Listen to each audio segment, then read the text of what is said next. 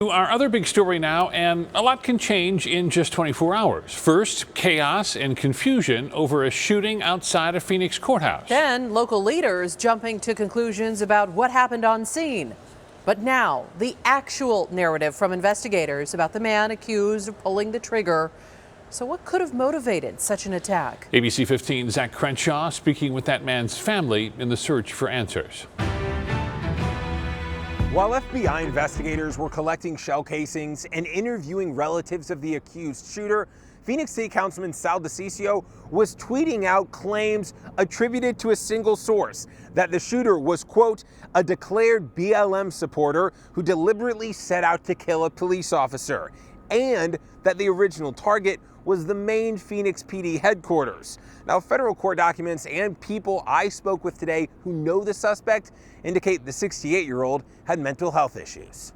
FBI agents say James Carr shot 3 times. One of the security guards took her around in the chest. The federal security officer, who's already been released from the hospital, hit once in his bulletproof vest before firing back 8 times. There's no way it was James. Debbie Harrison can't reconcile her neighbor. I've known Gentle James for about 4 years. With the crimes he's accused of. Something went terribly wrong with him yesterday. Court documents, neighbors, and relatives all share a similar story. For a very, very long time, he suffered from mental illness. His ex-wife's nephew telling me he wasn't a violent guy, man. But he also may have been off his medication and dealing with other issues. He had diabetes and probably was going to get his leg amputated, and it might have been just on some trying to do some suicide by cop stuff. I know recently he found out he was going to have to move, and I think maybe that sent him over the edge. Documents say Carr told his son, quote, he snapped because the security guard was harassing him. It has nothing to do with Black Lives Matters or anything like that. Relatives later calling police to the park where they arrested the grandfather, who said, quote, he wanted to die because he shot a security guard. Now, Carr will go before a federal judge in Tucson Thursday at 1 p.m.